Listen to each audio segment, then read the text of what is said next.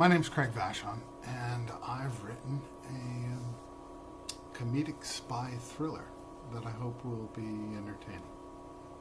That's my greatest hope, is that it will be entertaining, that will make you think a little bit and will make you laugh a little bit. My background is I'm a venture capitalist. I've never written a book, and so this has been a really interesting process, and one that was really exciting. And so I'm going to talk a little bit about the book, and hopefully you'll find it interesting enough to read the sample chapter, which is at clampies.com. And in doing so, maybe convince you to read the rest of the book. So I'm going to tell you a little bit about it. The protagonist is a guy that his name is Ralph Gibson, and he's kind of a character. He's kind of an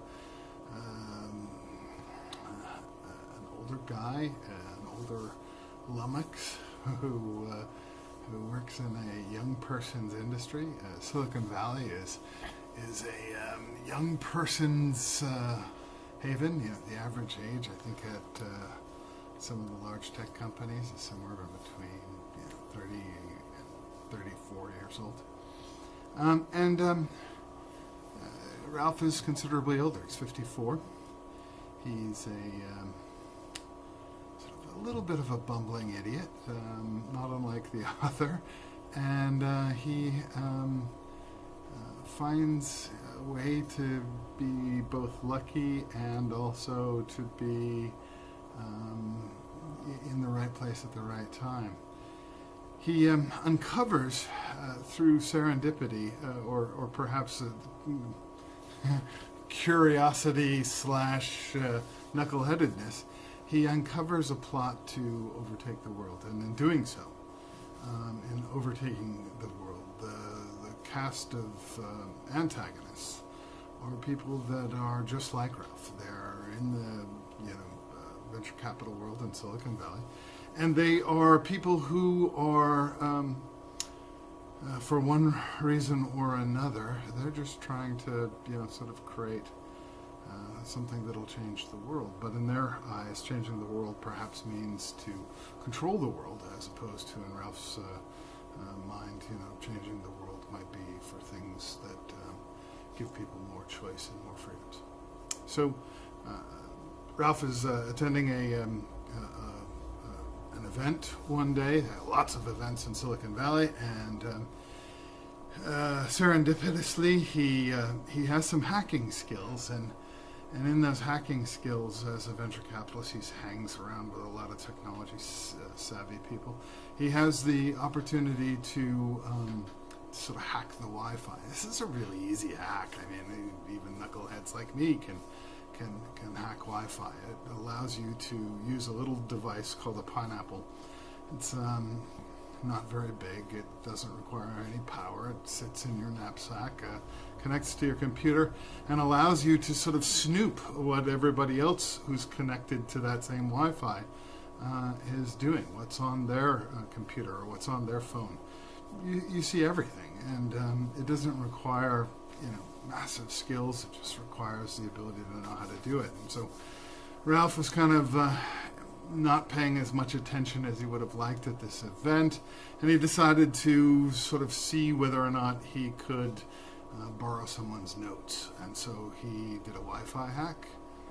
He borrowed a few people's notes, and in doing so he kind of stumbled across this plot, this group of people who were trying to take over the world, and do so with a weapon of mass persuasion. And so, Ralph isn't a spy. He kind of, talks to people in the intelligence community because he flies a lot, and he, ends up at airports a great deal. He has a couple million miles, and in doing so, he volunteers for some efforts that are, in fact, spy-like or intelligence community-like, and he comes to find out that the information that he's discovered is that there's a cabal of people who are trying to use some of his own technology against the world, to take what he's thinking is a boon for humankind and make it so that it is a control element for humankind. And so Ralph gets a little upset at that, of course, and he decides, because he can't find anyone to help him, that he's going to thwart this. And along the way, he kind of meets up with a group of people who are interested in acquiring this for their own countries or their own purposes. They're really intrigued with this tool, weapon of mass persuasion, and in so much the tool is highly sought after, and Ralph gets himself into a little bit of trouble by being sort of the spokesperson of this effort, and decides that he's kind of the only person that's paying attention, that if he's not careful, that some governments are going to perhaps find a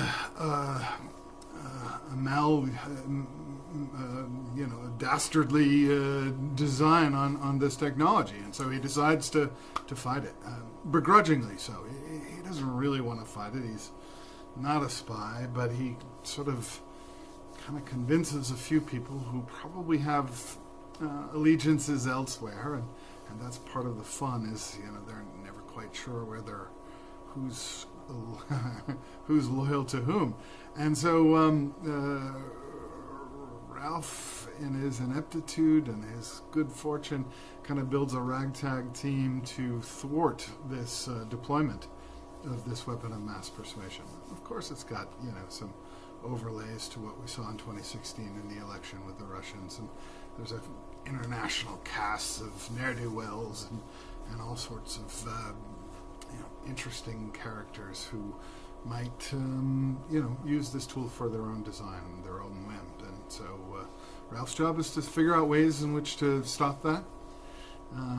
The penultimate scene is Ralph kind of taking it on the chin and doing his damnedest to slow this thing down and to thwart the results and thwart the efforts and do everything in his power and his co-opted team to stop this. And in the end, sort of like Ralph, it's kind of a bumbling effort to thwart the bad guy and convince them that this was not the right tool, and then life goes on.